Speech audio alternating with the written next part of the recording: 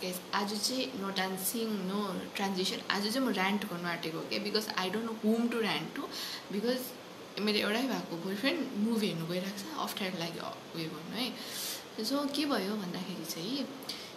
I have realise that म आफ्नै अबिलिटिज हुन्छ नि ओभर एस्टिमेट गरी पठाउँदो रहेछु कि आज तपाईँलाई most of you may know that I work as a freelancer है त me okay being my over smart self okay I said one of my clients that म तपाईलाई 2000 दुईटा आर्टिकल 2000 पुनः दुईटा आर्टिकल 2500 वर्डको म तपाईलाई दिन सक्छु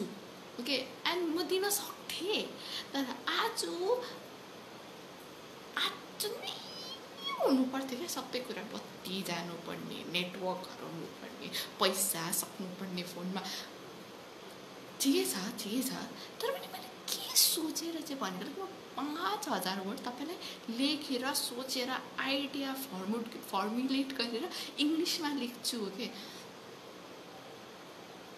5000 वर्ड आउनु त पर्यो मलाई why do I do this to myself anyways पैसा त दिँदैछ नि तर पनि अब कसलाई भन्नुभयो नि त